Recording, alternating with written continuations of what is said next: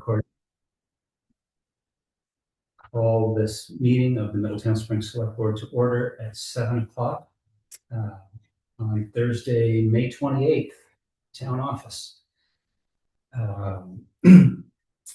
The people present, Select Board Clerk Terry Redfield, Select Board Chris Fenton, Select Board Isaac Yackel, Town Treasurer Patty Topomaniak, from the Library Board Crystal Heyer, Select Board Carl Haynes, and Select Board Robin Chestnut Tandrew. And there's nobody attending remotely yet. Any additions or deletions to the agenda? Potential legal and personnel Okay. for executive.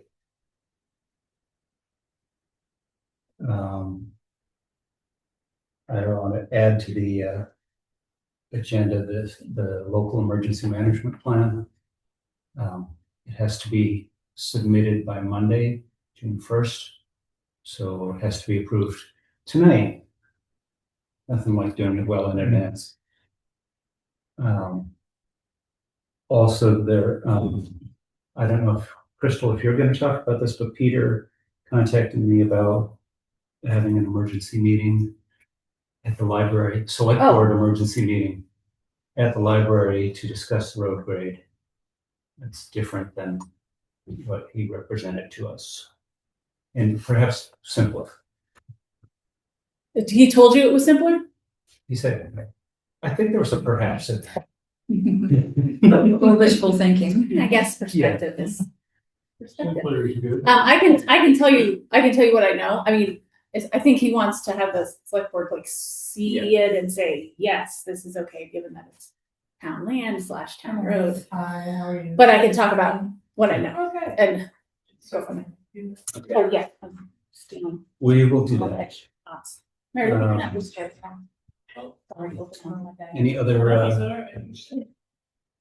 agenda additions? Welcome, Meredith. Were you here as an auditor? Yeah. Spectator? Auditor probably is the first, Did everyone see the minutes last meeting? Any additions or corrections? Not? I'll move to accept May 14th minutes. I'll second that. Any further discussion? Hearing none. All those in favor, say aye. Aye. Thank you. Any public comments at this point? Oh, I like how this is going. After a good shit, it's all in that. Yeah, no, don't use it. Okay. Town officer reports. Town clerk, if not present. Do we have any under with buds passing? What direction do we go to award the gold-headed cane the next? So Patty said that she needs to investigate to see who's actually now the oldest person. Okay. So did you all know that Bud Cross passed? And Patty would like to display it here at the town office rather than at the post office. But we can have that discussion. It is in the select board's purview. What was that again? The gold-headed. The oldest citizen in the town technically gets awarded the gold-headed cane, which started, I want to say, 1908. yeah, early 1900s. But it has technically it stays in the Stays case. with who? It's awarded in trust, but they don't really get to keep it. Right. It's been at one time they did. At one time they did, and then there was The gold-headed cane might not have a head on it. Yeah, list up there. There is, yeah. Received it. Okay. almost think, and I could be wrong, or probably wrong, I almost think Don Hemingway. That's what I. Might be next line, followed by Peter, I'm sorry, Byron Moyer, and Janice Marcy is you think who? right up there too. I think Don Hemingway. So But I'm not Patty sure. said, but perhaps Michael Rutenberg Oh, it's old. in there. Yeah, yeah. Might be older than Don, so Yeah. he's got to do some Yeah. check. Huh. Yeah. But first awarded in 1908 to Deacon Adolphus Haynes.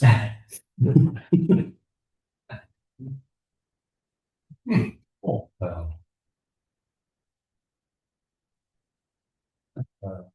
But so that's kind of the whole thing.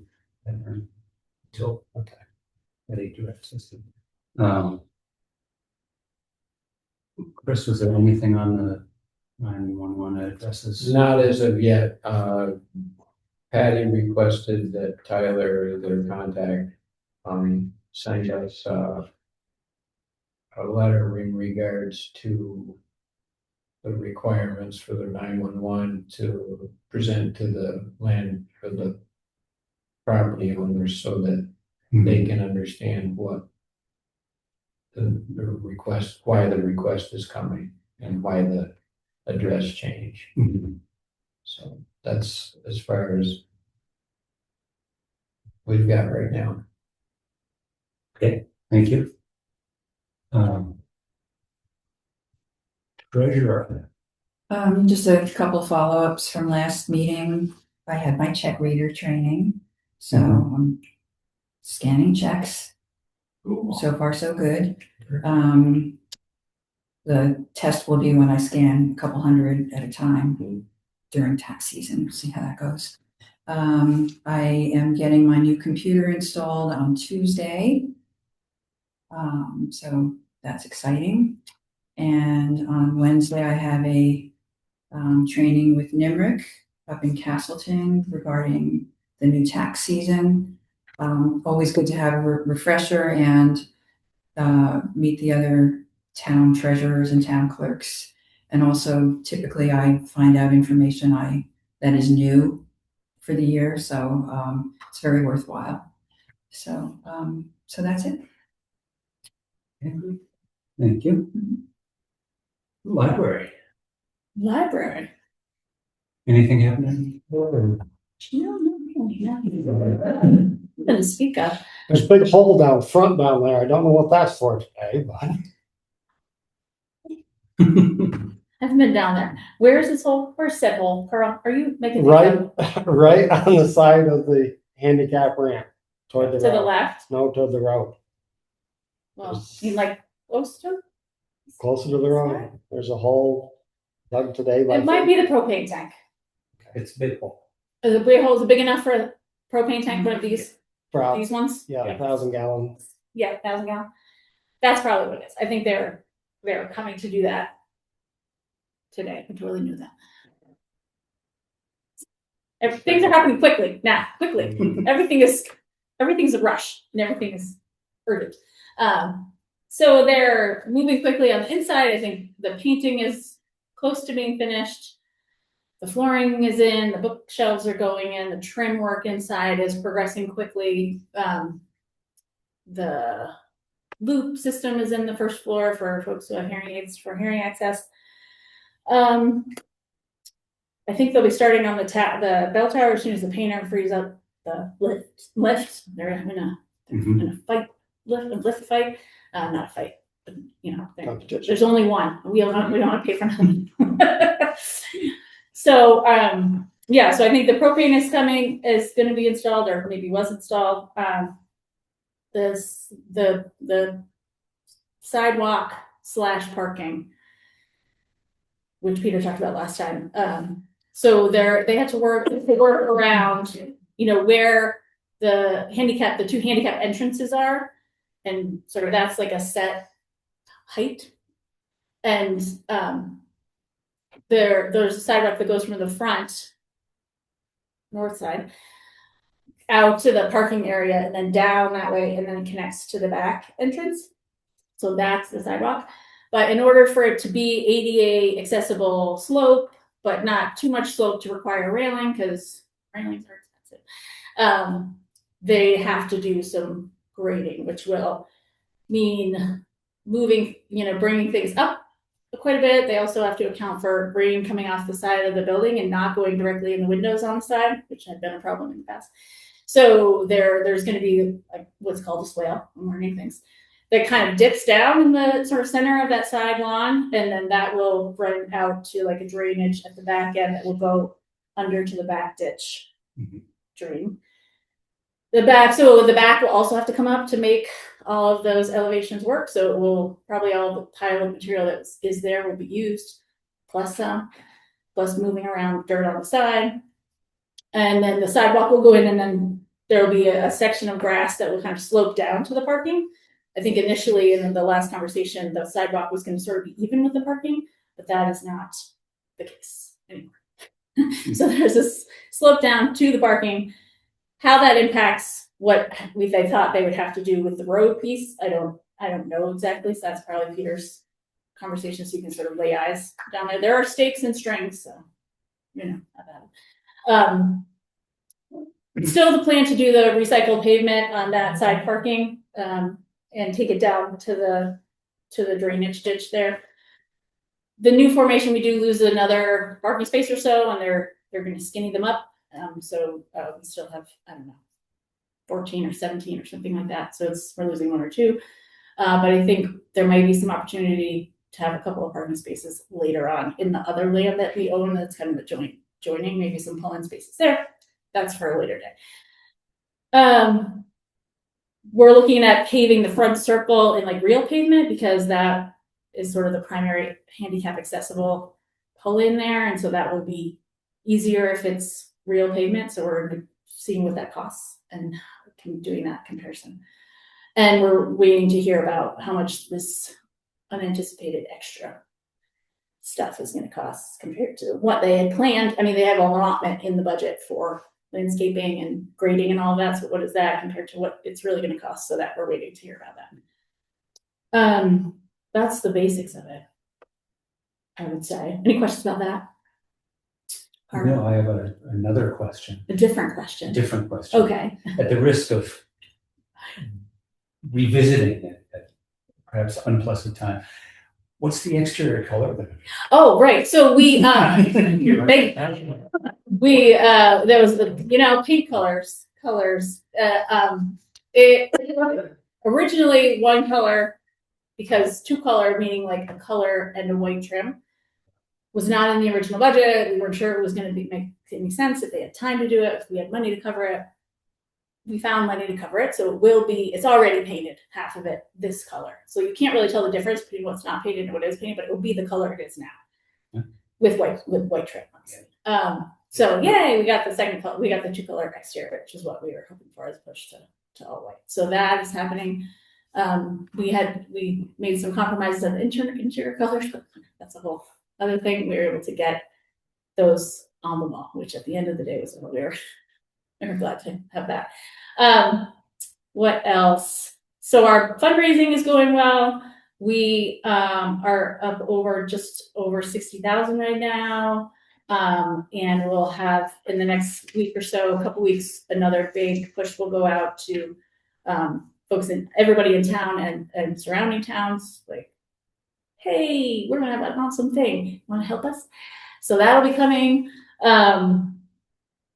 In that vein, we're hoping that we will be able to say that everybody on both the library and the select board donated in some fashion, even if it's $5. So I have some asks for folks. I'll hand those out later, so they're here. So please consider a donation of any kind, would be wonderful. The library board and the staff are committed to doing that, to doing some kind of donation. And again, it doesn't have to be a big one. Anything helps. I'm just trying to think if there's anything else. They are still on track to finish by the end of June. They're even saying potentially before that. So we'll see how that goes. But things are looking good. Money is looking good. We're getting down there, but we are still okay. We have folks from the state coming on Tuesday to do a tour of the building and talk about the grant, the MERP grant, that we got through BGS. So the BGS folks are gonna be coming on Tuesday to talk with us and look around. That grant is basically, and this next bill that comes from Neil and Reed will have exhausted that grant, so that'll be kind of wrapped up. And then, we have a little bit left in the main grant as well, and we expect, we'll get another bill in June and July, to wrap that up. But we, so a couple things just for you all to think about. How important / do you want to kind of get a tour before they wrap up? Is that going to be, do you really want to do that? Or are you kind of trusting Peter and the library board to, check all the boxes? So that's something to think about if you want to have a chance to get in there and see things before they wrap up and finish. And then just also something, again, just for you to be thinking about as far as we're looking at probably moving the books the first Saturday in August. I think it's the 8th. That'll be, we're going to try to plan like a big event with food and fun things and have a big line of people moving books.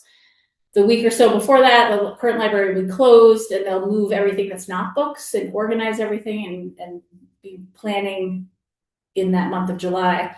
We'll be getting everything set up and getting the furniture situated and figuring out where all the books are going to go in the places that we have by that time, which will be the bookshelves on the wall and hopefully some bookshelves in the middle. We'll see how money works out. And so the plan is to do that at the beginning of August, and then we would be out of the current building. And so then the question would be just the logistics of what you want to keep utility wise in that building. And like we'll take the phone with us, but do you want to figure out keeping the phone there, internet, whatever. So just thinking about, hopefully we'll have more answers. Yeah.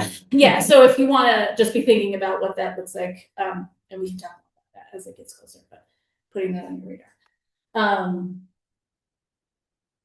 I think that's it, unless there are any questions. The first part of having a meeting down there with them, with the select board meeting down there, is that something Peter's heading up? You mean this emergency situation? Yeah. Yeah, so I have an email from Peter from last night, saying, Robin, could you call a special meeting to convene at the new library to review the revised site plan, either this coming Monday or Tuesday? Yeah. So he's away, and I think they're still finalizing the details, but he intends to have like a mock-up or a drawing that's marked with specifics, I think was the plan. And he was away, but I don't think they have that finalized yet. So that was he wanted you to sort of see the plan on paper and then in person, just so that you know what exactly is happening. So I guess you can. What time of day is he talking? I just gave you all the information. He said Tuesday. Monday or Tuesday. Don't get your response saying yes, 2 a.m. is available. Terry will be there. See how sense of humor. I guess I would hope that Ronnie Fabian would be there to get the insight on what we do. I stopped, but he wasn't there. I have his cell phone number, but I haven't called him. But the 2 times I've seen a vehicle down here, it hasn't been his. So I have not stopped on the site down there to try to fill in that piece of how it was going to affect the road off from West Street, transition down to Cemetery Road, and how the parking lots are coming into it. It is staked from this hole out to the parking lot, and it's staked the front of the parking lot all the way down to the corner of the existing, what used to be lawn, is all staked when I was down there tonight looking at it. But I have some concerns on both the landscaping part and the road part, so. And, the new window in the basement, there's that much room between the grass and the bottom of the window, So There's some substantial swales, but like Robin had asked Peter before, where's that water gonna go from that swale? Cause you're going down to the handicap ramp into the basement. So, It runs the way he described it yesterday. If you imagine the side and then it goes to the back door, this part, that this will come across, the swale comes to like this corner here where there'll be a basin, drain, that goes out across the parking lot into that back ditch river. Not to this drainage area over here. This is why it's not on paper, because it requires handiness. It goes this way to the ditch, this way, not over. It doesn't cut back So- across. so what That way. wasn't in the, when Peter was here last time, the catch basin to take that water from the north side of the lower handicap access isn't on the print to explain how we're getting rid of the water. Typically, you could take the water right in across the parking lot to the road and then down the side of the road edge and not have to, you could slope everything away from the building to the road, but you can't put the curb in, you know, like he was talking about. Right. You know, Yeah, the problem, there's not, because the front is so high, and then the side, there's not room. If you try to slope it from the windows down to the parking lot, that would make the sidewalk too steep for ADA. So the sidewalk so that's sort of the thing. So the initial conversation I think he had with the folks from Fabian, and so they had that initial plan, and then the engineer came. So I could do Monday afternoon or Tuesday after 10. Monday works for me. Monday works for him. Monday afternoon. I can do either Monday or Tuesday.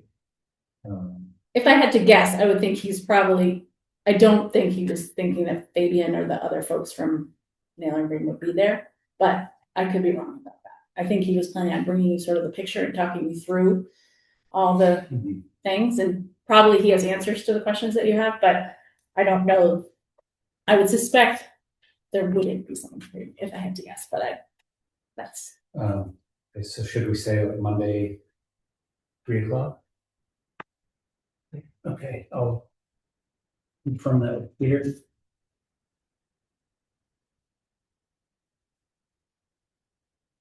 That is gonna be the First. Yeah.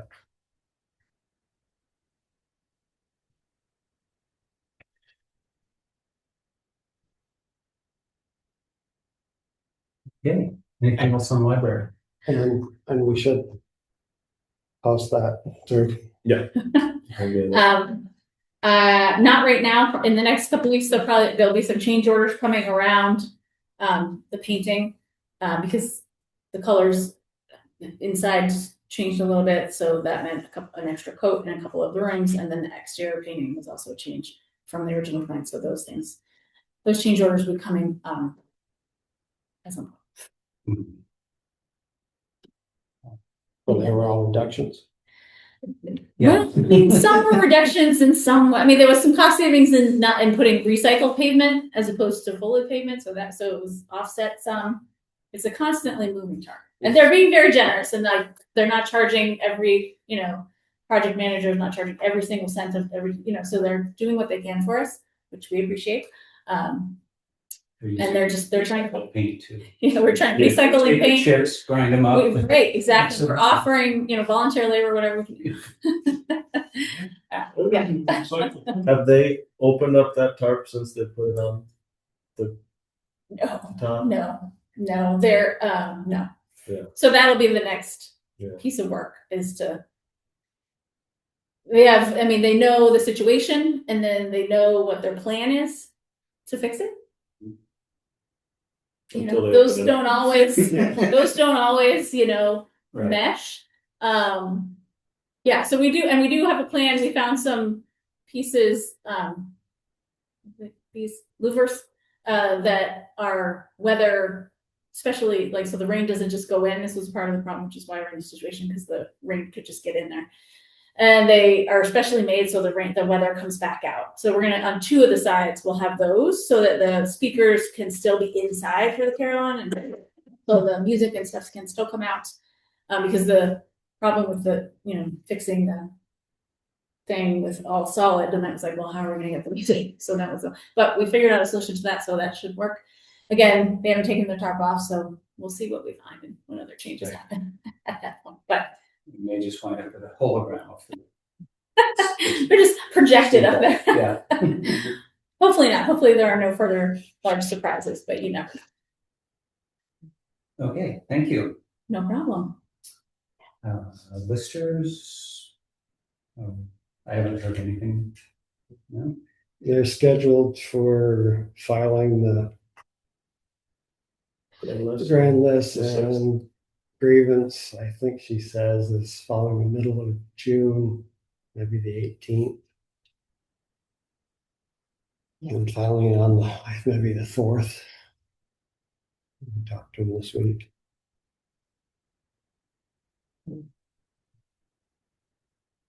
They are having, Sally did say that utilities are being taxed differently now, as far as the power company and Comcast and whoever. Line taxes.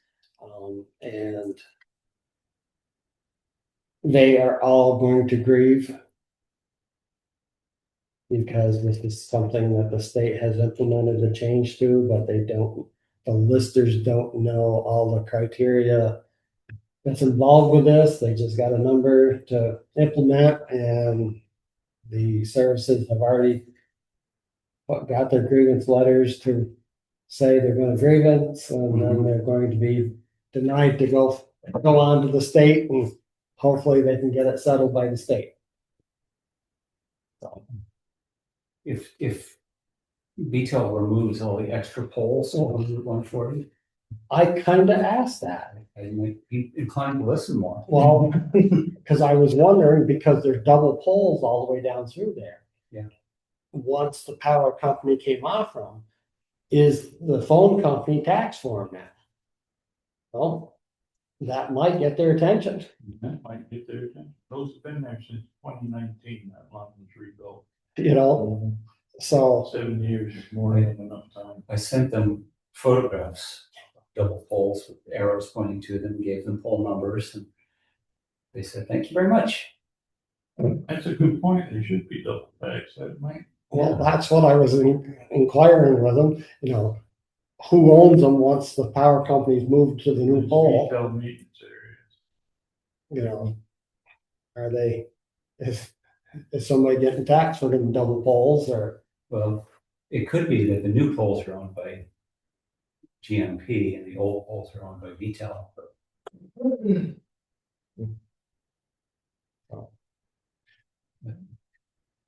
Okay, yeah. Health officer, we did have a report of a dog bite. Doesn't appear that it's going to be an issue, or that it's going to grow into a larger issue. Auditors. Auditors. I don't know anything. Okay. Trustees of public monies, anything? Updates? Putting everything into NVIDIA? We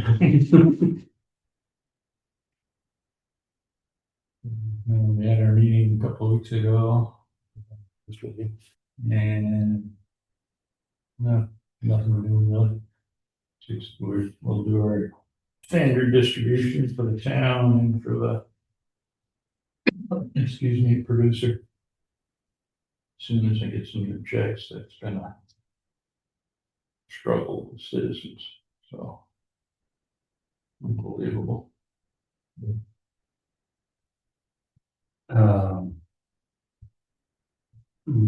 Nothing from planning commission. Road commissioners report. Oh, chloride. We bought some the beginning of this budget year. It's pretty much gone. Do we wait till the next budget year to purchase again, or do we purchase another? My understanding is they deliver a minimum of 3,000 gallons at a clip. Last year, I think it was around $4,200 for what we got, I think in around July. So I told Chuck I checked tonight whether we buy it now to have it, or do we wait till after the 1st July to put it into the next budget year? So they used what they had from last year throughout the entire year? And then- Well, it was actually in this current budget when Well, it was bought last right, summer, and how much did they buy? You said 3,000. 3,000 gallons and they just finished consuming it now. Well, there's still a little bit. But he wants to relocate the tank when it's empty now. They have made a pad up on Doc's, that property up there to move the tank to when it's empty. So it'll be out of the way, so it doesn't have to be pumped out and moved later this year. Out of our way. So, So do we want to wait then? well, he said the biggest thing is if it turns out dry and he does any more grading, there's gonna be a lot of complaint. So it's gonna be, Because are we trying to get off from that property, the rental property? no, Okay, so we're gonna leave, we're gonna stay there for a bit, okay. but it's, right now it's behind the salt shed, Right. so. I think he says that they're applying about 200 gallons per mile of fresh graded road. So. Presently, we're using a lot more than we have in past history Oh, to yeah, keep the dust down. Yeah. But the whole thing is to keep the fines in the you know, road can keep the road in the road instead of out on the and the side. dust. So, what's the feeling? What's the pleasure? Looking for the latest financials that we have that it's the April, right? Yes. I have updated numbers, the main numbers included. I'm just looking at that. What line item is that, Carl? Oh, I do believe we only have 3,000 in there, and I think we spent 42 last year. Oh, so yes. Is it, it's So- under calcium, Yep. right? Yeah, it's 3,900 last year. So is this purchase gonna be used for this year? Or is it gonna be used for the new fiscal year? Because technically, if you're gonna make a purchase, you're using it for now instead of using it ahead. Yeah, it's hard to say 'cause it's weather dependent, but Well, we wouldn't use it all. That's the whole thing.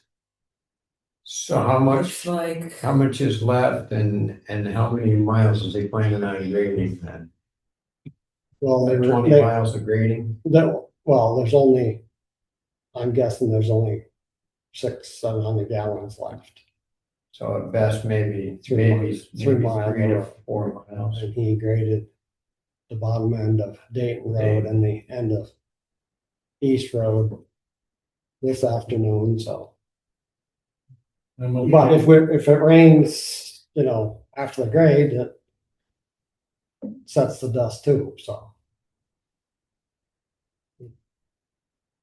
I mean, we can wait till after the 1st of July. I mean, that's not a big 30 days, and if we have to, we can just put water I down. would say, can we, really dilute it, and or just use water for the, If it Yeah, gets and like order it 3rd or 4th week of June, by the time the bill came, to be in the new fiscal year anyway.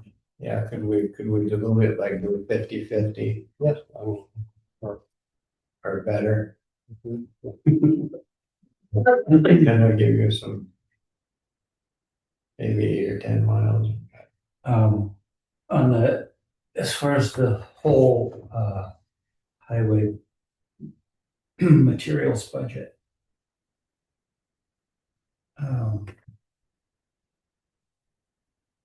We're, We're running a surplus, right? So for the whole highway budget, the budget is 528,000. Right now, we've spent 378 plus the, on top of that is the reserve money that's gonna add to that, so that'll be 459,000. So that gives us $69,000 to pay for whatever expenses are in June. And, for this 2-week period and then 2 more. no, that 2-week period is included in this number that I'm telling you, so we have 2 payrolls in Yeah. June.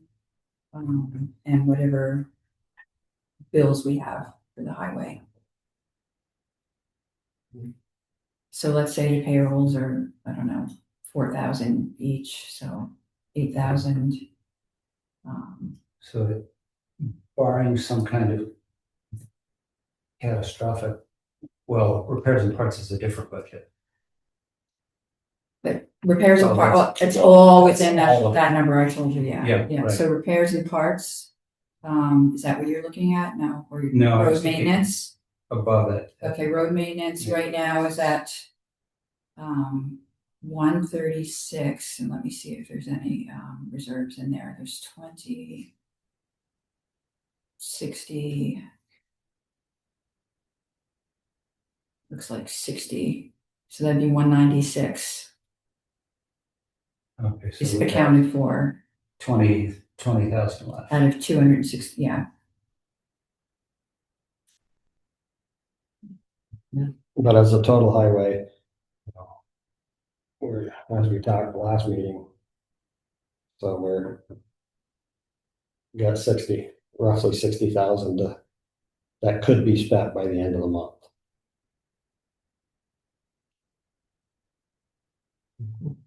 So we can wait till the end of the month to order that. The feeling. Start diluting it. Yeah, I mean, if we need it, they can always use water. Okay.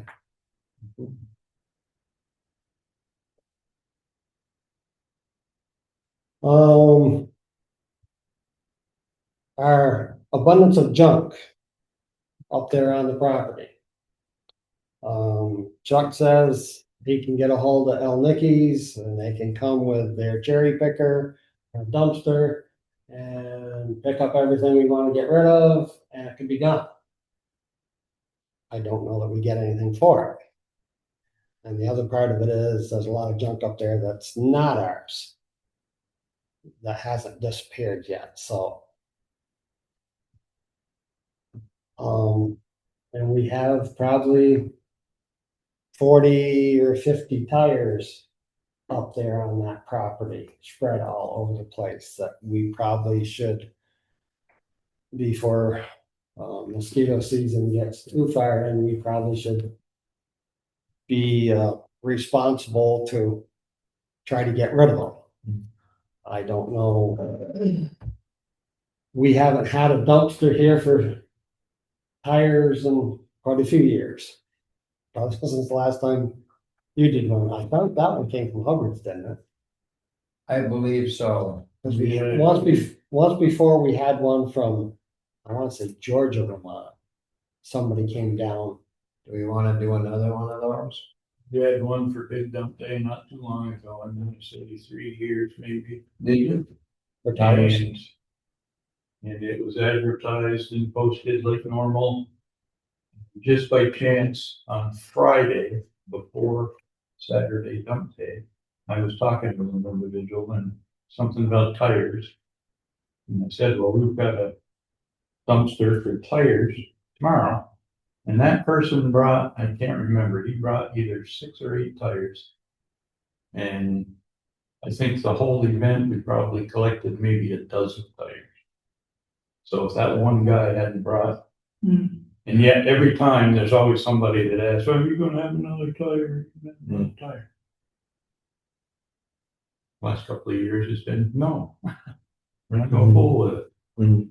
That was something I was gonna bring up for October. We may wanna do it, but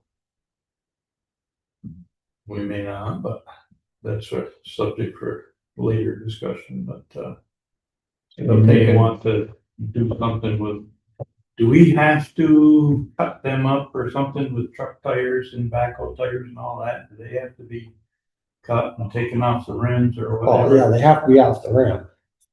Truck tires, I don't think so, but I think the loader tires and stuff like that, tractor tires, they like those cut in half. When I talk to them. So that I don't know about, but, and leading into that, what are we gonna do with the 2005 truck up there? The sander, the sander's on the ground, the bed chain's out of it. On the other side with the pile, the controls for the back of it is, I was in favor- used to be underneath the tarp. I was in favor of selling that 2 or 3 years ago, so still feel the same way. And it's worth a hell of a lot less than it was at that time, probably. So going back to your first question about scrapping it off. You know, it just, up there, just mushrooms. I was wandering around the other night. They have brought back some of the abandoned metal culverts that have been left around town. Yeah.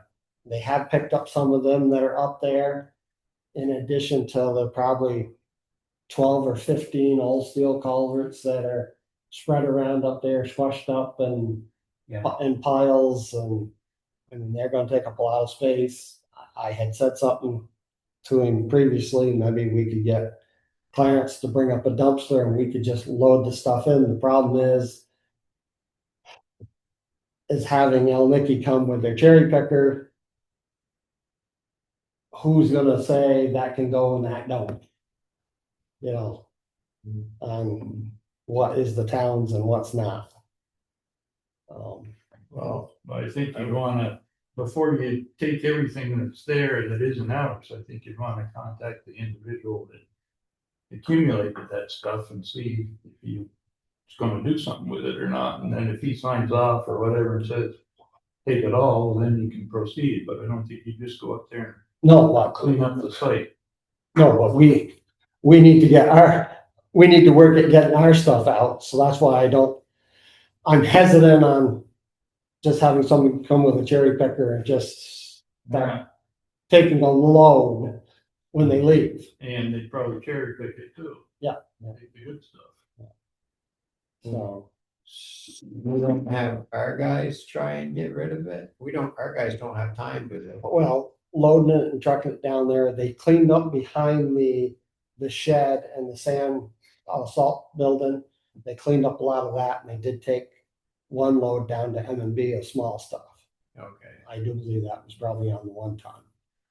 But the big culverts, you'd have to use the tandem to haul them, and Right. then the next question is if they dumped out and cost the tires, I don't know that I wanna put the tandem in that junkyard. Last time I was there, so. Could we take it to Hubbard's? They got a pad there. But as far as loading it and the time, Right. it's cost prohibitive, I think, Yeah. you know, until we have the second CDL driver, you know, if we could load it one night or something and take it in there and dump it off and come back with a load of stone and make it feasible both ways, but Worth your trip, yeah. $5 a gallon for fuel. It's not high value scrap No. up there. So I think it's more valuable to get rid of it. We're paying $3,600, right? That's the rent up there. Yeah, but we're still gonna keep that though, you're saying. Until we get a building. Right. We're typically getting. I asked Clarence on the job site what they were paying, and they're paying $130 a ton for scrap steel. Yeah, we typically get 6 cents a pound. Or It's six, 130. so 6.5 cents a pound 0.05 something or other, yeah. is all they're And paying. they don't fool when the stuff that we load in Clarence, they don't fool with it, you know, they don't, or he doesn't fool with it, they get the whole load. Yeah. Which, and I'm sure he'd come in up here and drop off a small container and we could load it with we have the problem on the backhoe, they should be able to. And that, we could at least get rid of the big culverts, and that would get rid of a bunch of that. And would he be willing to anything above and beyond the delivery and pickup fee? We went with Clarence because Hubbard's was supposedly free, but we still paid $200 to get the container. So we're doing kind of the same thing with Clarence, but he just takes it and we don't get charged for his time or service, so. It might be worth it if you get rid of the junk and then the better stuff we could save for later. Some of the metal culverts are half full of dirt up there. Yeah, that's, I don't know how happy they'd be to get them all the weight would be. You have to tear them apart. We'll have to stand them up and shake them out. But do you want me to try to just get rid of the big stuff with Clarence if we can do it? Yes. I would say Just start with yes. that? Okay. That's a good start, I think. Should we, want me to ask him about tires too? Yes. He does roll off, so, you know, Oh, yeah, why not? okay.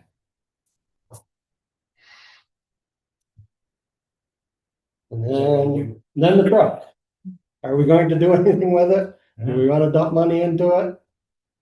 I think we could get a lot more into it than it's worth, because it doesn't have a dump box. So. I don't know that we need to keep a 2005. I don't think. We've got two other ones we're trying to keep running. Well, I mean, there's a hole about this size in the floor underneath the pedals. You know, so you gotta start there by putting the floor in it. Yeah. To begin with, and I've been sitting since Richie's been And then here. need to hire a third CDL driver. And then you gotta figure out how to put a dump body on it, that you could put $10,000-15,000 in it pretty quick, I would imagine. Maybe ask Clarence about that, see if he'd pay us for that. 6 cents a pound to take it, what would that weigh? 5 or 6 pounds? Diane's 1,000 pounds. husband over here, Perry, that's what he deals in. Large stuff. You know, he buys trucks and dozers and all that stuff and scraps them out and trucks them to Albany. Yep, I think we want that to go away too. So we can look into, we don't have to do that tonight, you know, we can look into the possibilities of posting that for sale or whatever. Do you need a motion or not? Well, let me see what I can, whether we want to post it or get some idea what anybody would pay for it.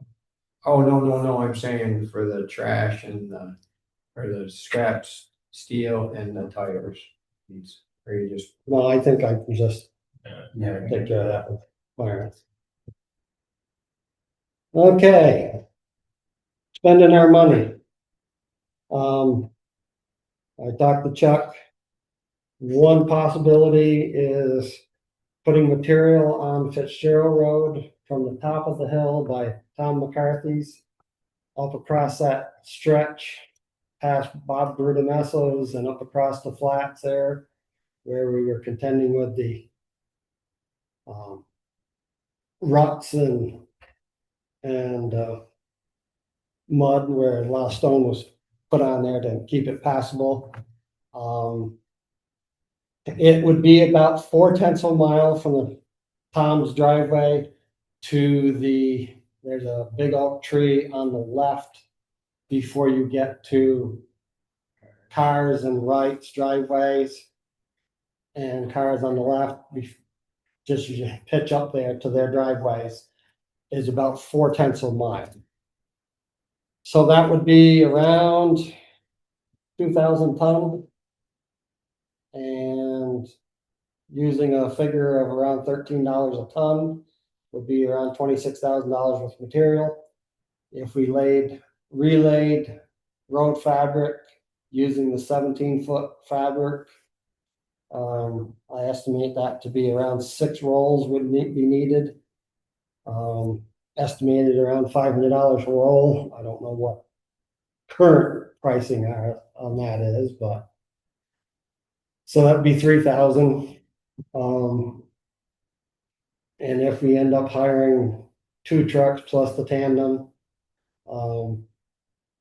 depends time wise.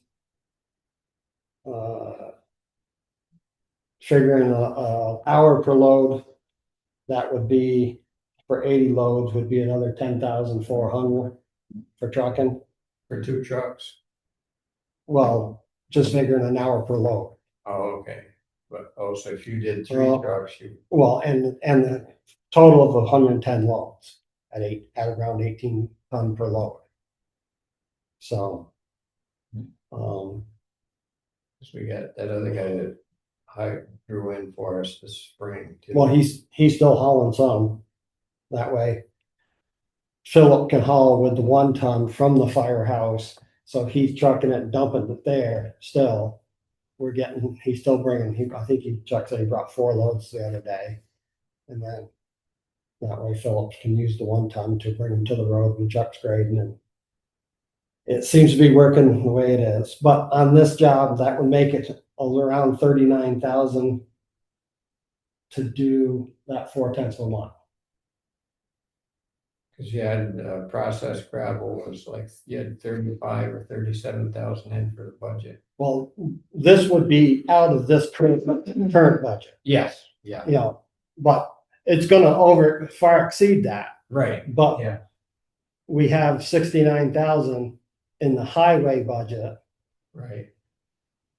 to spend between now and the 1st of July. So this is a project that can be done, basically 39,000 of that 40 of the 69,000. We could try to have accomplished before our second meeting in June. So he's got to reset the culverts that need to be reset up there, and the material needs to be hauled. And with him starting the school on the 8th, that doesn't get him tested, and so I can't count on having 2 CDL drivers to wait to do this. To do it in this financial year. So do we have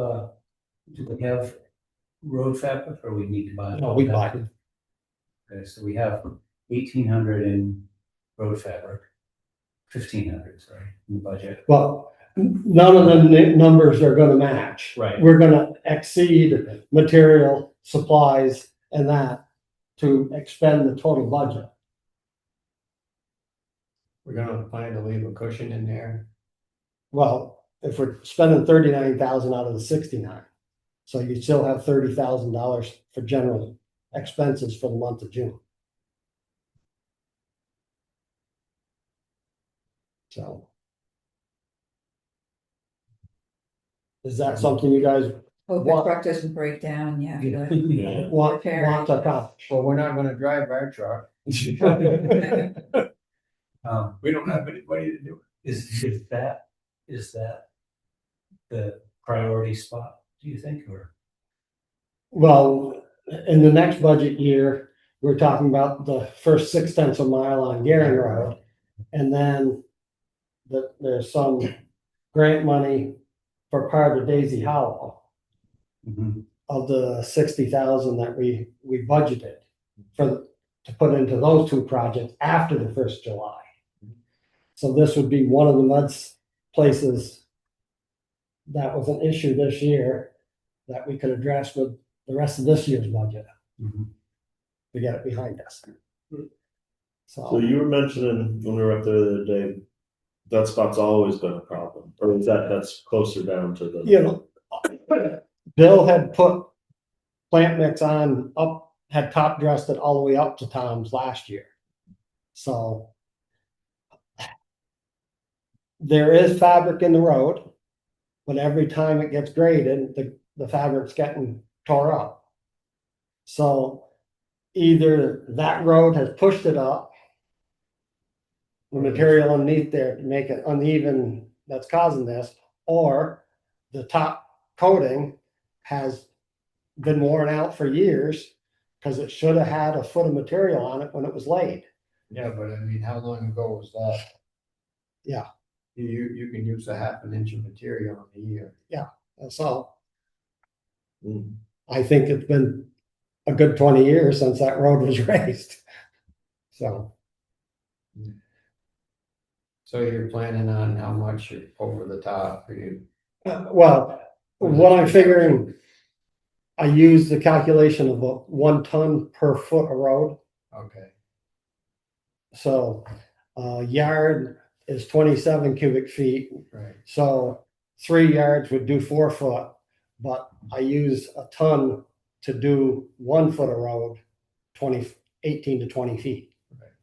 So that's what I use for a rule of thumb. So, and so basically the center of the road is going to have at least a foot of material we're adding, and then pre-pack. of the plant mix. So So that material you're planning on putting on is like 1.5 inches minus or 3/4 minus? whatever Chuck prefers. Okay, You know, I mean, he worked over Casella's over there. I've never been in that pit. I don't know what they have for piles. And when I ever did any hauling, we always hauled from South Wallingford. So we used the plant mix, which was a coarser material than the 1.5 inch material that from down there. okay. Not to change the subject, you mentioned piles over there. Did we get all of our sand pile out of there over to here? No. Or it's still good? I've over heard there? nothing about it. And Chuck said nothing about it. So we didn't pay for anything, so, you know, the only thing is what was left in the pile would have had our salt in it. But we have, I figured, about 300 ton left in this pile up here. That's gotta be moved before we put the building in, so. So what's a pleasure? That's got chloride in it already. You mean salt? Yeah. Put it on the top So, to move it. Do it, if that's our worst spot, and, you know, we're doing I can't say it's the worst spot. well, But it's one of them. a lot of traffic, and it's one of them, yeah, that's a whole wet area there, always say, yeah. So now there's drainage in there now straightened out. There's some culverts that's gonna have to be reset. Yeah. Some, I think one on top of the hill is separated in the road that may be feeding some of that water into the road. In the spring, we looked at all them culverts up through there. So that's something. However, the road was marked once Yeah, by DigSafe earlier already, so, both parties. yeah, Okay. so. I mean, that sounds like a plan. Okay.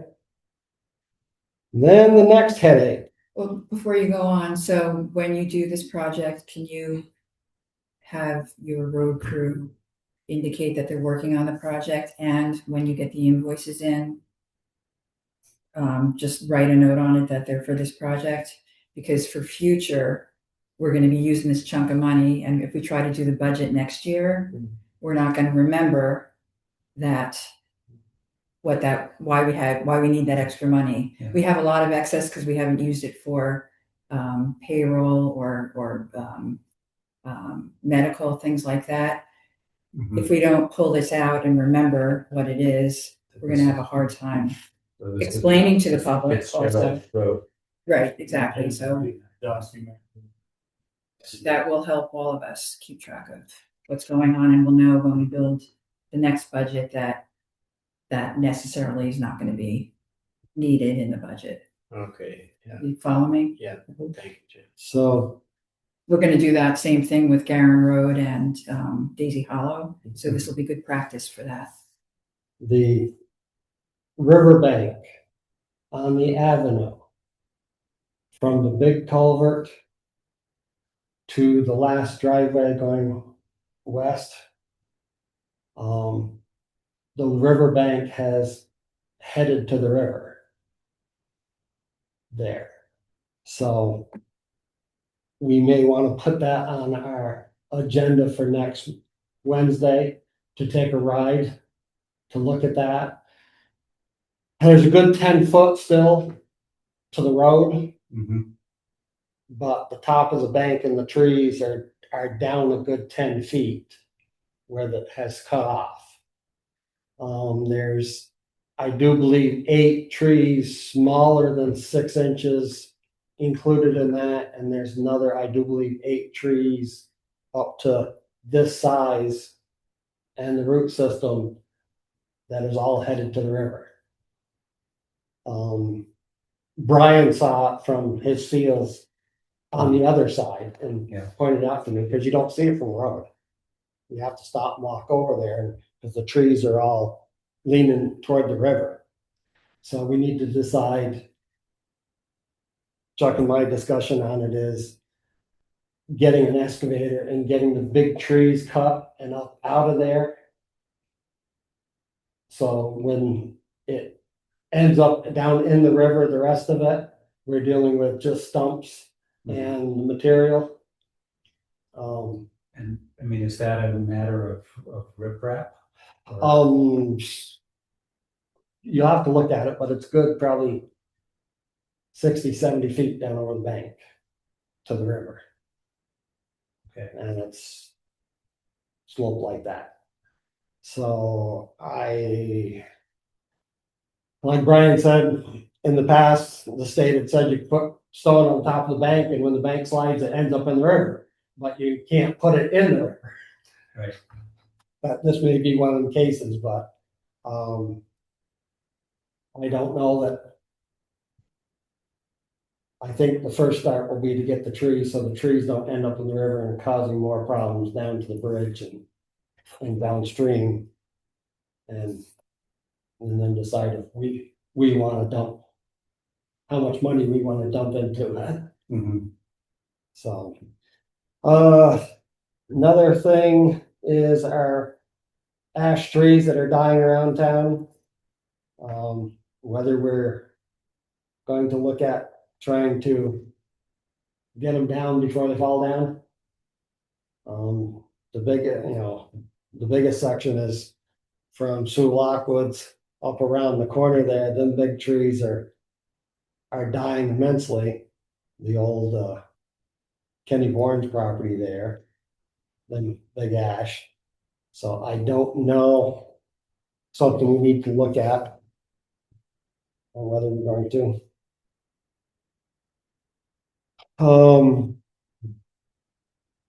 I think other than that, we're a good start.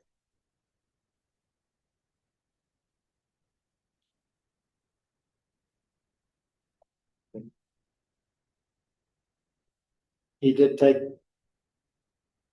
Chuck has him trying to be in contact with the administrator for the class to make sure that we're all good to go.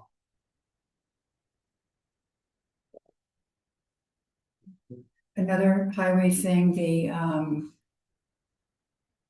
new budget starts July 1, and we typically do the salary adjustments then.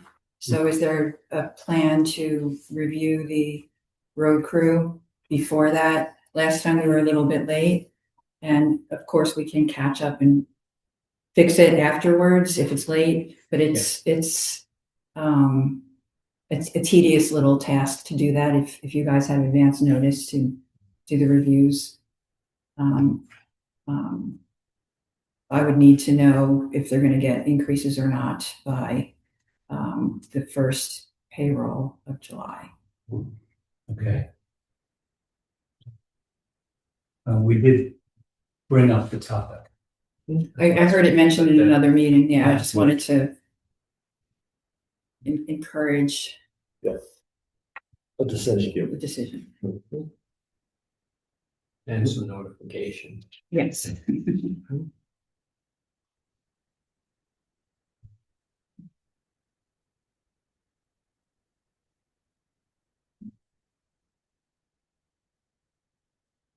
Although I don't know if he has talked with Mike White about getting material out of his gravel pit, which used to be Fletcher Hayes' pit on Norton Road.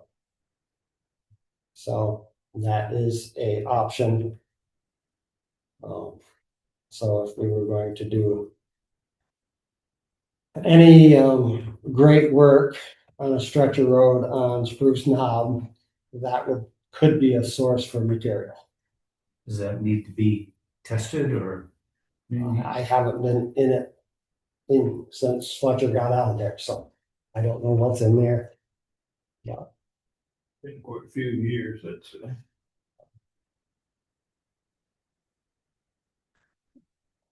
I mean, if we can cut down on hauling that much, that'd be fantastic, but Well, I wanna make sure. the difference good between, material. the difference between bank run and all this process stuff, Mhm. that's $5 a yard at the pit.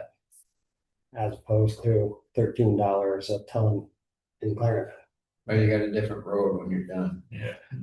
Yeah, but if we're raising a part of a road Right, 2 to 3 feet, that's a lot cheaper option than right. hauling stone, and Good base material. the free slate rubbish may be hard to come by. Or we used to have the sources, so. To raise roads. Well, that's good to maybe have that option. And I talked to our previous short-term employee about the corner, the end of Garin Road, and he's very much in favor of us changing the grade on the end of that road. So it can be traveled on out onto 133 at a flatter rate. He says he has a very hard time keeping his motorcycle upright to get up on the road. He said anything we need to do with his property, he's in favor of it if it makes it back. Well, we're glad to help them out, so we can let them know that. So I've been down and looked at that. I find Jim Casco's 2 pins. I found Donnie Smith's property pin down below there. Across the road, I found Glenn's upper pin. They're all iron pipes sticking out of the ground a good 2 feet, so we have some references to that road for work areas and property owners, so.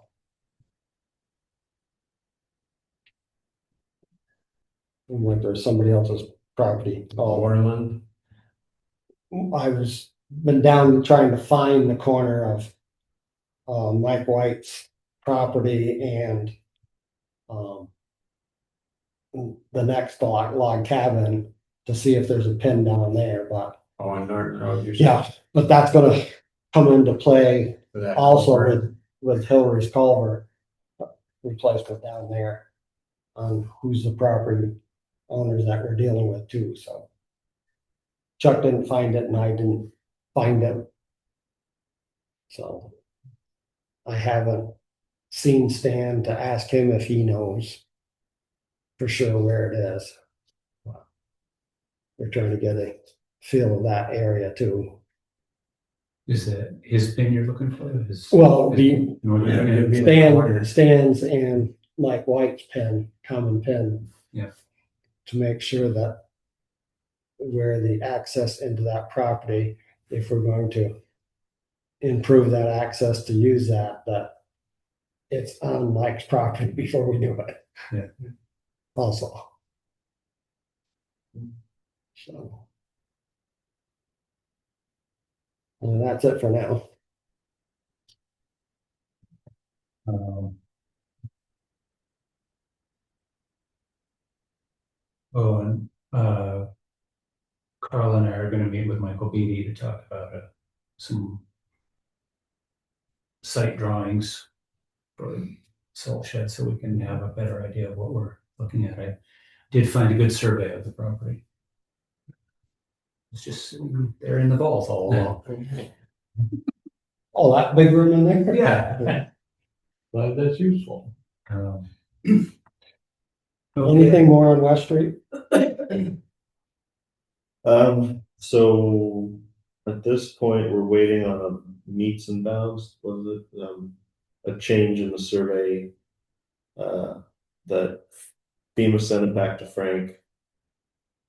Frank needs his surveyor to get out there and do a change of the meets and bounds, is what he said. Is that sound the right term? And I've been calling the surveyor and emailing him, and he's not responding. So seems like everyone along the chain of this project is trying to drag their feet. So at this point, I've emailed Frank asking what other things we can have in place for us. Basically, if we're under the assumption this is going to happen, the Loma will be accepted. Yeah. What are the other things we can have in place to be ready when it is? He hasn't responded to that email yet. So, yeah, I mean, kind of depending on how Frank responds to this email, or if he responds, I'm kind of fed up with everyone involved, to be honest, so we might want to change to a new firm or something. No. No. No. That No, takes two this is decisions. the best it's been in Okay. 20 years. All right. Fair enough. So I'll just keep calling and emailing, but everyone on every level, from the government down to the surveyor, has been. No, we did get a letter from FEMA, but it's on a different bill. Different, yeah. Naturally. So that's where we're at. Okay, thank you. Anything on solid waste? Solid waste. Yesterday, we had a young lady, a rep from A&R. You probably saw the email last week that they had been down and inspected Tinmouth, or maybe that only came to me and Patty. But anyway, last week they inspected Tinmouth. Anyway, yesterday they were here. Fortunately, the listers work on Wednesday, so they were here, and Pat Hemingway called me, and I just happened to come in just when the phone rang. But anyway, long story short, so she inspected the transfer station. It's all good, pretty darn good. It's nice and neat and organized, as I think everyone knows. We need a new sign on the gate, which I knew we did and should have done a long time ago. We need a new sign with our operating hours. And we hadn't changed our operating hours from a year and a half or 2 years ago, whenever we dropped Monday and went to Saturday only, and we extended Saturday. So she's gonna change our hours on her permit. The only thing she wasn't really impressed with was, our compost bins, and somewhere last time when I worked or whatever, there was a garbage can of sawdust, but I couldn't find it yesterday. But so we need to, she'll probably reference that. She'll have a report in a week or so. But we need to make sure, I think at the end of the day on Saturday, that we cover whatever scraps we have with a couple inches of sawdust, because they were pretty active little critters crawling around in there yesterday. And also we haven't, knock on wood, had a problem with a bear this year. We did last year and the year before, and Tinmouth had an issue with a bear. But if it's covered over, you get less odor, less smell, so a bear might be less apt to come in and raise hell. But other than that, the section was pretty good. So do you need bags of sawdust? I would like to, yes, apparently I need some, so I couldn't find any. I was gonna ask my next door neighbor, he does woodworking and cabinets and all that, if trade in garbage can sawdust for throw away a bag of trash or something. I don't know if you have any sources of The sawdust. guy who bought Phil's Mill is reopening on a small scale. And I used to get sawdust from Phil and then from Frank, and we can probably get it from Halsey. I can ask him about that. I have 2 or 3 garbage bags full of the vacuum system for the planer, so. Oh, yeah. I haven't seen a man. but Sitting on the basement of a new house up there, so. I know we used to have some there, maybe it was all used, I don't know, but. Yeah, if we have any sawdust, that'd be great. Sawdust used to be very plentiful and easy to find, but it's much less so nowadays. Make wood pellets out of it. They do have. Pellet, and there's, a lot less, Mill River doesn't cut anything anymore, Yeah. They're not selling sawdust, and farmers' price of sawdust almost doubled. Because there's no mills or local mills to get it. It's a good thing milk prices doubled too. Well, must be organic's gone back up, so. But if I think of it, if I remember, I'll try to get a sign. We did have just a, Patty had made a sign and it was in a sleeve and on the gate. And that worked for a while, but I think I'll try to get a sign like what you get to your campaign signs or something on that material. I think it'd be a lot more durable. I'll get a couple of those made up. I'll try to remember that. That's it, I guess. I think at this point, I want to bring up the local emergency management plan so that we can circulate it and look at it. Sure. While waiting for the comments and doing bills and stuff. I took the old plan that Herb had done. The form is changed, so it's. Oh, of course. So it was a lot of the same information, but re-entering it into a new form. And then there are a couple of appendices that beautiful work, and I don't know where to put them in here, but basically what I'm looking for is just skim these and see if we're on the right track, and marked a couple of typos I made. One question I had was about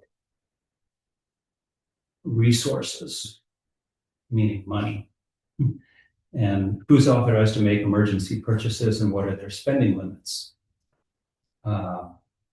And what Herb had written is Selectboard, no limits aside from annual budget. And this is in an emergency situation.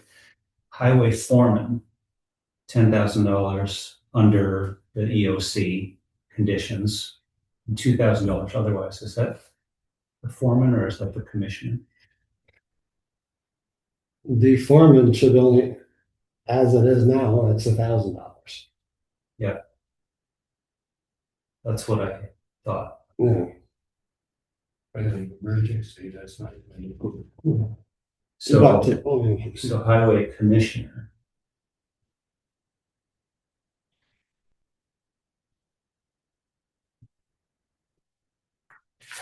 And then he says fire chief, no limits aside from fire association budget. So that was what I had a question about.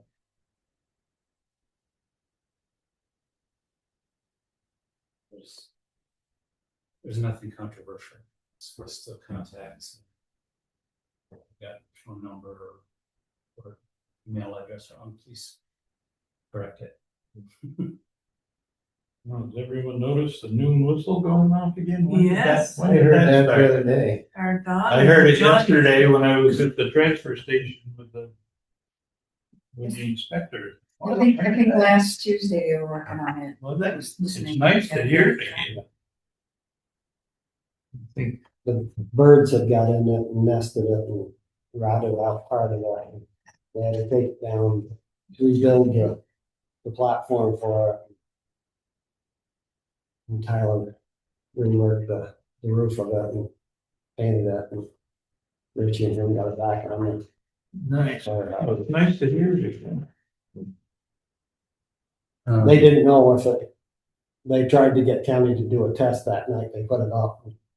They could test it from the ground, but county didn't test it for them, so they weren't sure that that connection was taken care of, but blowing at noon, that part does work. We're also required to have a code of ethics. And which we don't have, so I've downloaded the sample code and It's the one we reviewed, right? You gave me a review. yeah, And we are the jurisdiction, the legit legislative body having Yes. jurisdiction. yes. And it,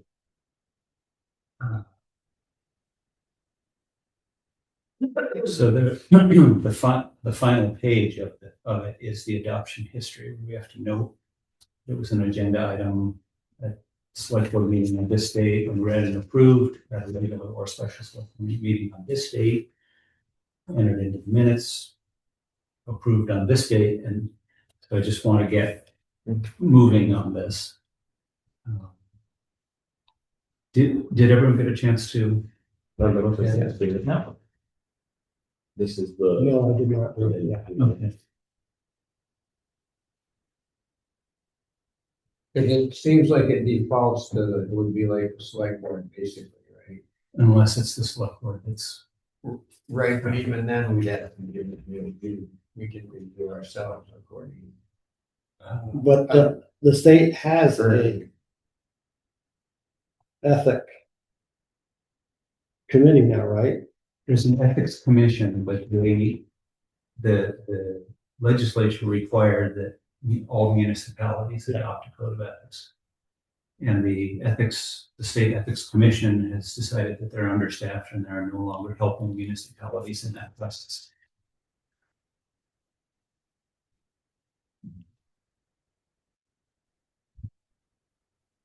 Is there any thought with regards to the emergency plan? About a generator or backup electrical system here?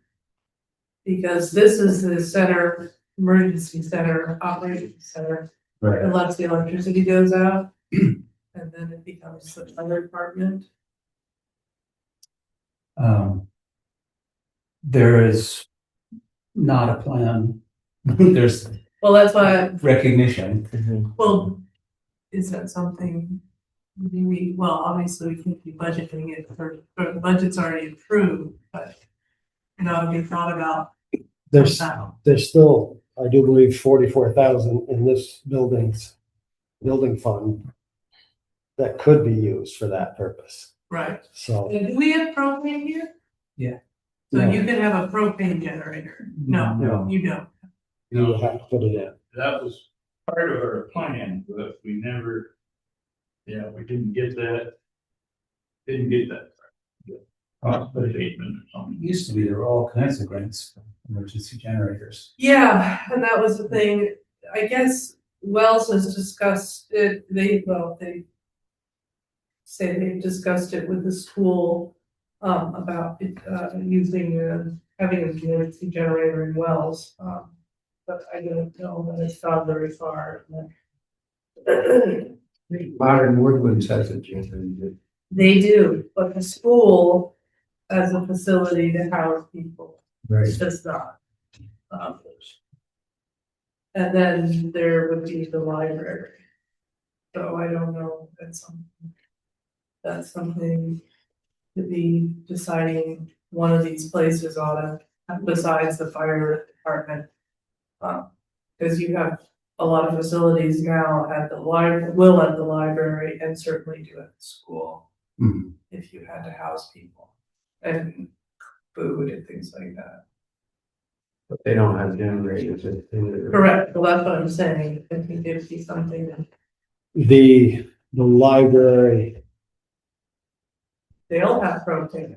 I do, yeah, where the tank is maybe going in out there. And I think is what I saw marked out as the pad for the generator. I think is what they must have had dig safe. At the Yeah. library. Yeah, it's a library. I think the pad is. So I asked Eric today if that's a three-phase generator that they need, because it's three-phase power coming in there. Because there's a three-phase generator down in Peru for 2,900. But I checked the pole here and it's single phase coming into here, so. Yeah, it used to be 3-phase down in Timmy Rouse's, back it up here to come on. It used to go to the old factory.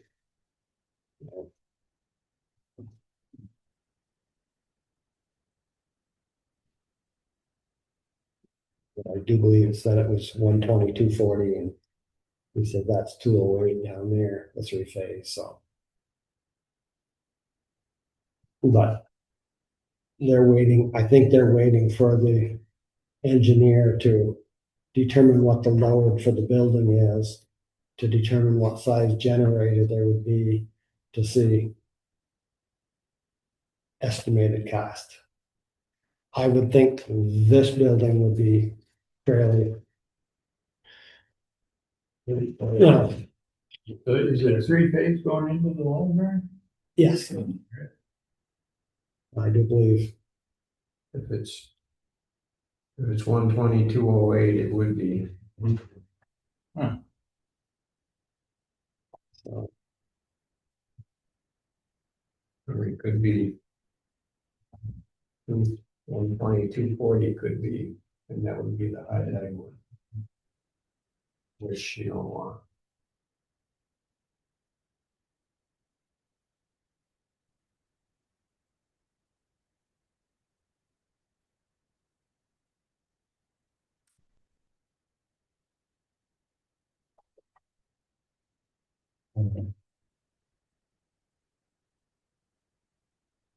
And I don't. I'll pass these around to you. These are appendices to the plan.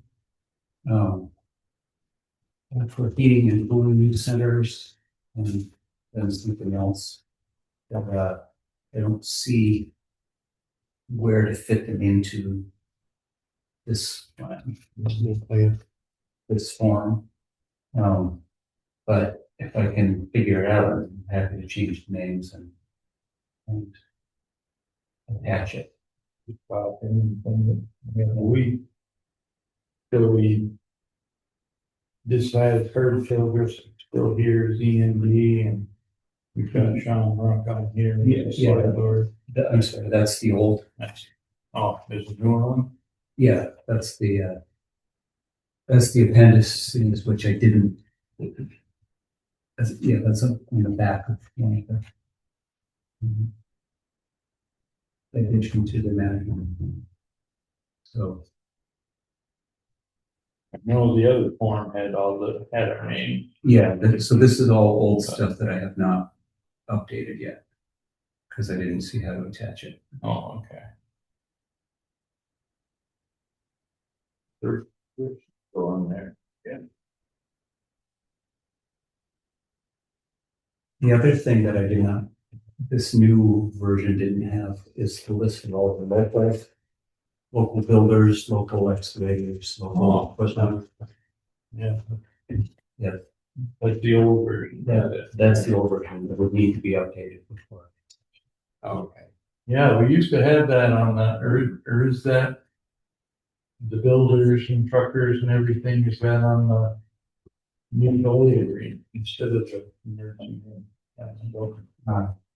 Could be. Because we used to have all that, and so, and a list of equipment, like. Well, I'm compared on them to Jordan Rydell, dump truck, backhoe, whatever. That we can call on in emergencies. That's also part of what the group, the community, action response network is trying to pull together. Not quite as simple as equipment, but actually people willing to do things. Right. So it's that I don't see a place for.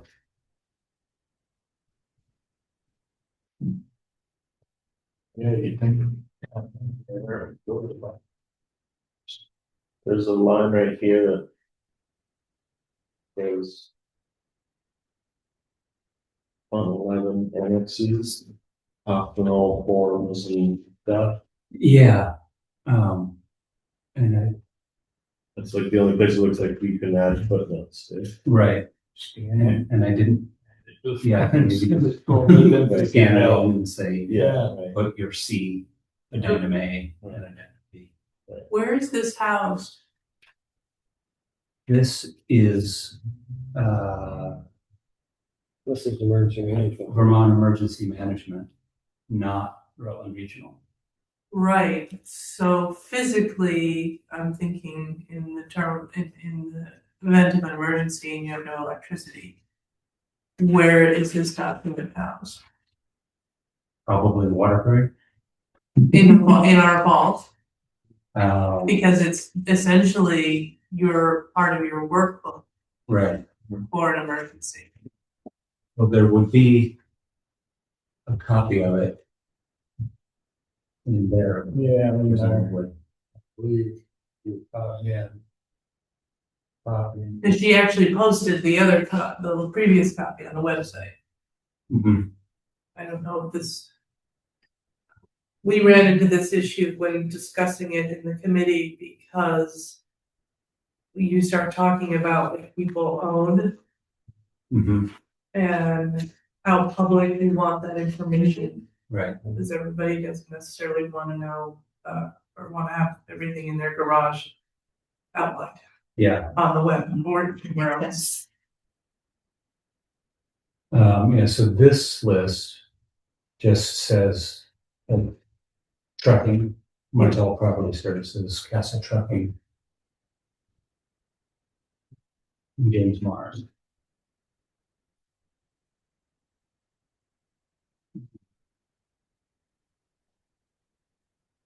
The addendum C.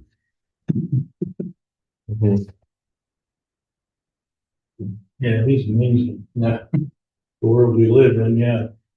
And so much information out there and, yeah, nefarious sources that. And you have a business and you, for the most part, want to advertise that business, however. Right. Yeah. um, I was talking earlier this week with a candidate for the State House and they were talking, about produced videos and I said, but you probably don't want to do a video showing the outside of your house. As a public figure. Right. Yeah. That's sad but true, Yeah. especially nowadays, yeah.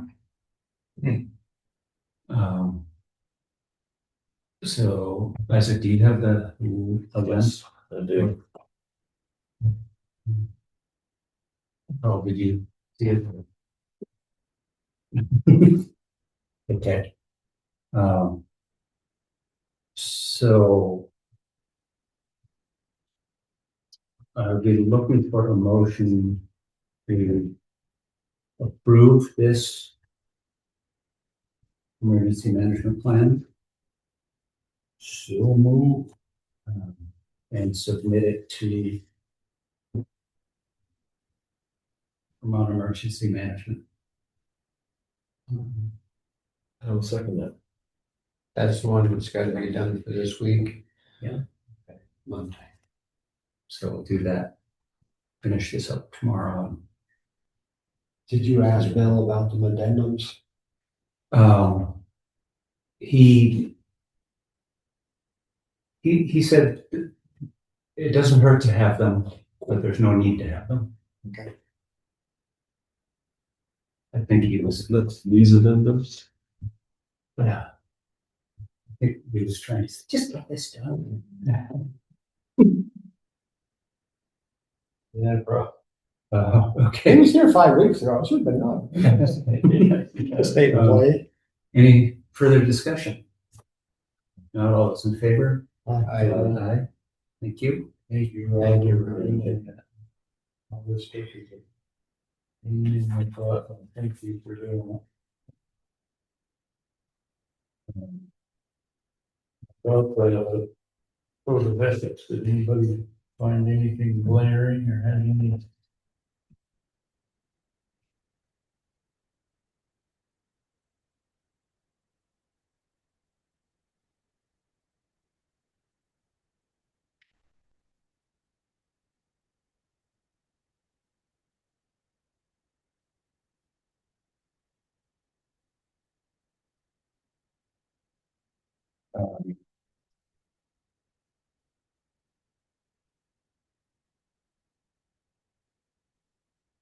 If you want, it's not a big deal either, if you want to take a model ethics sentence off the bottom of the page, or Yes. other than that, I don't have a problem with it. And if we find something we omitted or did wrong, we can We can correct it. modify it. You know, we have to post and We got 60 days, I think. post in public places and Somebody notice of do that. adoption published in the newspaper. So we can go ahead and adopt it on this day if. Last day is 28th. And then that gives us an opportunity to do on something else when we kind of, because it kind of defaults to the select board, seems like. So I have a I'll motion move to adopt our code of ethics. Enforcement, okay, investigation and enforcement. I'll second it. Any further discussion? Hearing none, all in favor? Which one you want to use to? Thank you, Robin, for all the work on this as well. Appreciate it. We're gonna sign all of them and get that and send to. Yes, You know, we don't. that's this one right here.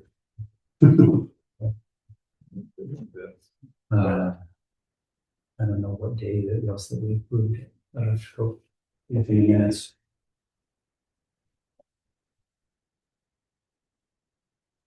I go with it. This is I'm here. Was that? This goes with it.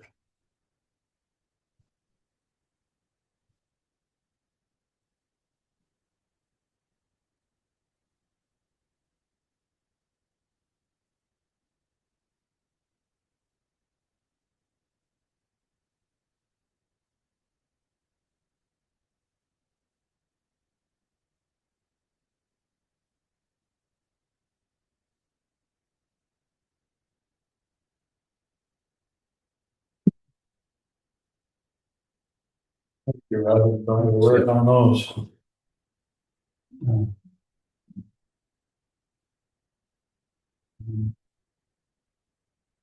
Not to be picky, but do we need to initial page 1 and 3 on those? I don't believe so.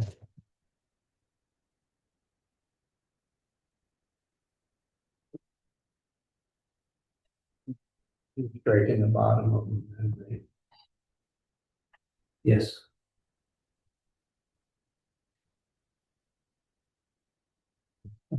Okay. Thank you. Thank you. We actually do get something done. And that brings us to correspondence. Correspondence, we're good on correspondence. We have a letter from FEMA dated May 19th. Received 2 days ago, but this is dear Chair Chestnut Tangerman in partnership with the Federal Emergency Management Agency. Discovery meeting was held for the Meadowy watershed, part of FEMA's risk mapping. M, assessment, A, and planning, risk map. Anyway, there's like 3 pages of, and it's all about something that they're working with the USGS and studying the Meadowy River watershed, so nothing to do with that. Pulmonary River, nothing to do with that West Street property. And that's it on correspondence, so. I think that's just letting us know that they're studying. We don't have anything to the south of town that goes that. Because the golf course and all that. And Yeah. Gemmell's property. Cause when I was It comes this way. up to the, Burlington, that's when I really found out that the the headwaters for the Lake Champlain basin starts in Timbers Gulf. So it must be Yeah. down that side of the Gulf also, the South Street, and all the beaver ponds up through there. Thank you, Danny. I think that you mentioned wells. What they call it, I don't know. Maybe it could be a joint community and that's all we do. But I don't think that we have any streams that run. I don't know where the Middletown line is going up the Gulf, the back road up to where Moyer's property was there. West Timothy, Yeah. and that's all Timothy up through, all the way up through there. The Yeah. only thing I would think that we may have a hair of is Mountain Road. Does that all come this way, or does the pond up on top there shed the other way? When the dam let go, it came this way, I don't know. But I don't know, if some goes the other way or, I don't know. On top of it up there. I think we should test it, build a dam, dynamite it, Yeah, why not? see which way the water flows. Not to add another wrinkle to that, but I hear there is water in our dam on Coy Hill. I haven't There walked has out. been water in there. Yeah, there's water there. I don't know why, but I thought it was filled in with silt. That reservoir up there is probably, I don't know, smaller than, or same size as Dane Query's pond. It's much, much smaller than it used to be when we were young. It's filled in significantly.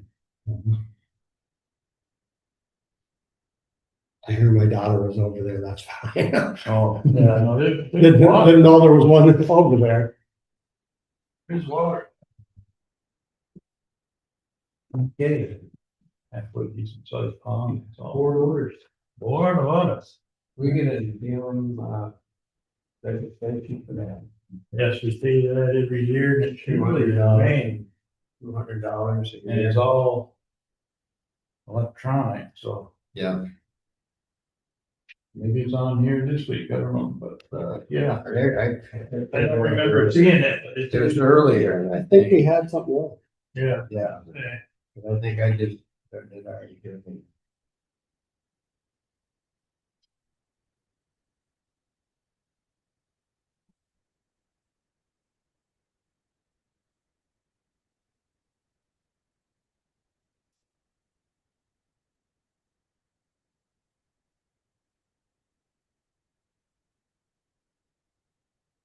Yeah, that was a few years ago. You were on the board then when we, do it like that. Yep. I can live with that. $200 a year assessment, but and that'd be a heck of a bind on you if, the state always needs money and if they say, well, that's gonna be 500. And then it's gonna Come be back. 1,000 and something. Come pick it up. Yeah. You can have it. Yeah, you can have it. There you go. Yeah, we don't want it anymore. And if you're gonna do anything with it, you gotta, and have to have an engineer Yeah. work with you in order to do anything with it. 'Cause the spillway is the order around the pool. It has different levels that it sits at. depending upon how much is blocked up and how much it's not. All right. Did you catch any fish up there, Carl? I don't know. I haven't been fishing over there in years. Just recently learned that there was a dam, it is south Spruce Knob Road, or this side of it. It's now on, it's Dr. Bloom's land, and There used to be microalgae. yeah. Yeah. Used to feed North Street, I think. No, that's a different one on your talking. So I'm thinking about a pond right there. Oh, no, this was a concrete dam in the woods. Kind of. And the pipe ran from there down through the steel gate on the cemetery, over by the school, down through the bridge on South Street, and then it comes back up here, and I think is what we'd found at one time. Jeanette Marcy's, some of those up there were the last ones on that water system. Down and moved back up. Wow.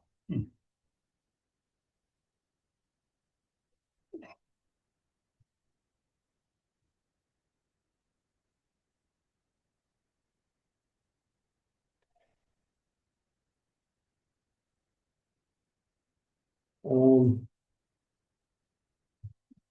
there was a little, confusion with Blue Cross Blue Shield this last month. Chuck got his cancellation notice for his health insurance for lack of payment. When I went to get his paperwork Tuesday morning, that's what he gave me a copy of, showed me a copy of a letter. So, Blue Cross would not talk to me because the contact people are Terry and Patty. So I said, okay, it's 10 minutes to 9. Patty will be in 10 minutes. We'll get back to you. Well, Patty got the same letter here and she had contacted them and they had received it and there was a cancellation, but this, because we had the 3 weeks between the meetings, between the end of April's meeting and May's meeting, there was a 3-week period. So that's why I guess it has happened in the past. They hadn't received it by the time they sent out the cancellation notices. So, when I said something to Patty, she just said it was all set. So,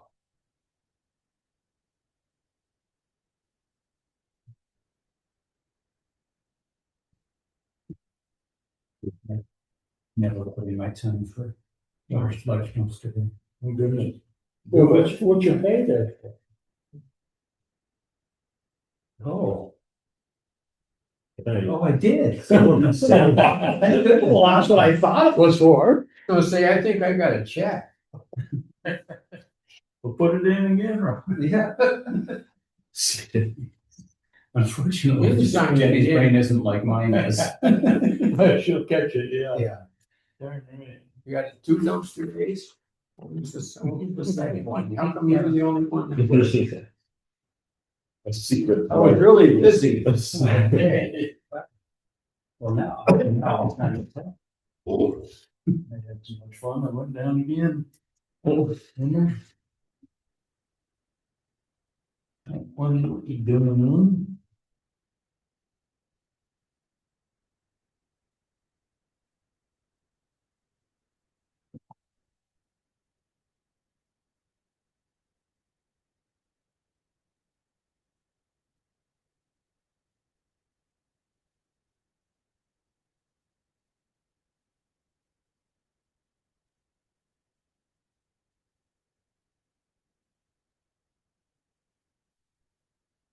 Terry, Albert.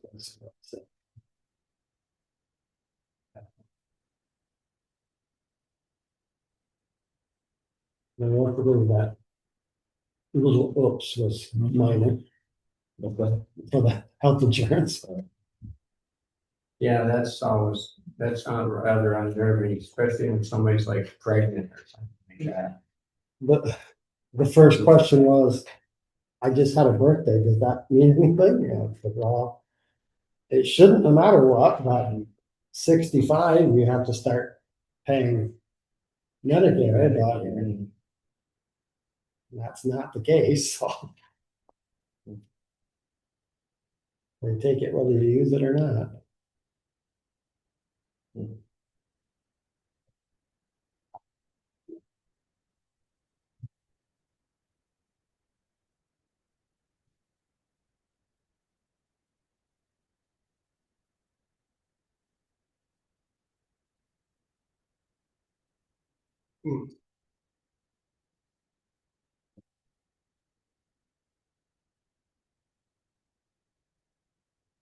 Do we get our culverts? Yes. Do culverts too? They did the one up by Riley's, and they did the one up on, they took out the one that was on Norton Road that had come apart. He said the bell on it wasn't in a condition that it could just be re-put back in, so they put a new one in there. We still have that one that's still usable, that took out. My suggestion is, once you put it together, you put some roofing screws into it so it can't separate. Yeah, because they just lock into each other to look like it. And the gasket, and sometimes the gaskets just got taken out and rubbed together, and that may be, they go together easier that way without a gasket, but they don't always stay. So we have that. Whether we talked that there's still one up on the class 4 road that Bill had talked about before, replacing up there on North Road, whether it's up above Foster's old place. Is that the one though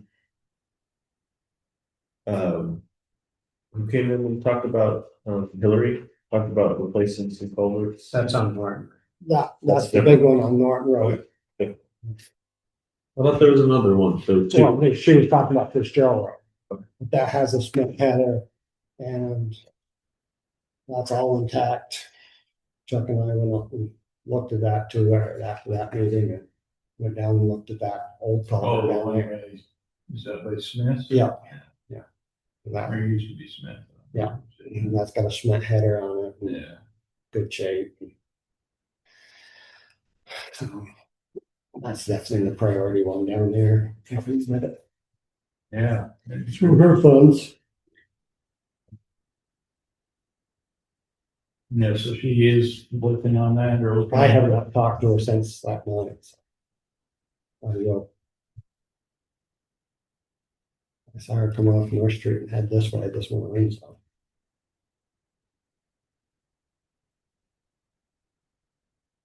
She says she's got an office on Main Street and Pauling someplace, but they bounce around so much.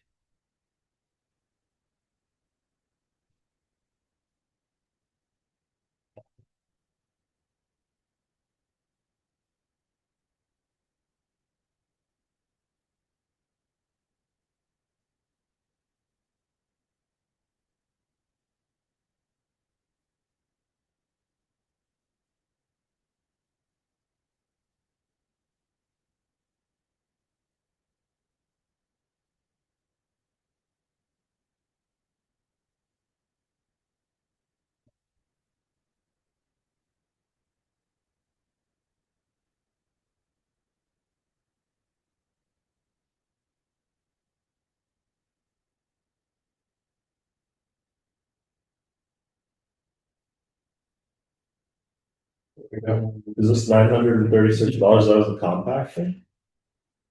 Or, On the credit card, yeah, yes. from Harbor Freight, that's pretty, yes. And no, $699 plus the In a 3-year warranty. the extended warranty. And they were what, 3,000? $249, and the rental place, so the check was $3,000. And it had to be ordered, and They have them in stock, and They probably didn't have a warranty extended coverage, well, they might have an extended coverage, but. go through them. Yeah. I forget which rental place it was he talked to. I don't know what rental place it is, nothing wrong. You gotta stop bothering the help here, 4 3/4 hours talking to Chris. Yeah, So I wasn't talking with him all that time, he was doing road inspections, I right? don't know, I was still talking with Chris until then. It was a few minutes. You're killing me, Chris, you're killing me. Yeah, but I didn't submit a paycheck. Yeah, well, your hourly rate's too small to Yeah. calculate. So, You know, it's not, we don't get the big bucks off the chairman and the clerk.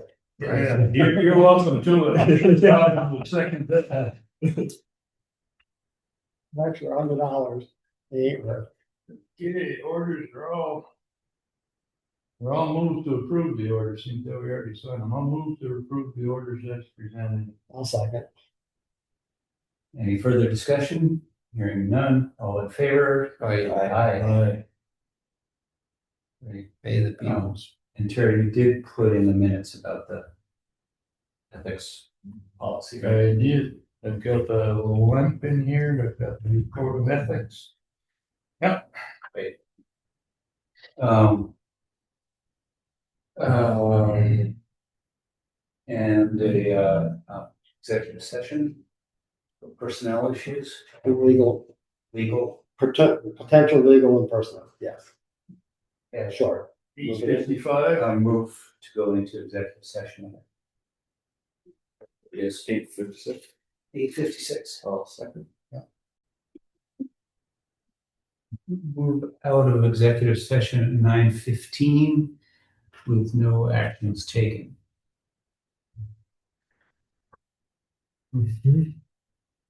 And I think that's, anything else? Well, I think we not on the minutes that we're meeting at 6:30. Right. Yes, next general meeting is next regularly scheduled meeting is at 6:30 instead of 7 on June 11th. then we have a Monday. There's a special meeting, emergency meeting, Monday, June 1st, 3 o'clock at the new library to discuss the road. Cemetery Road.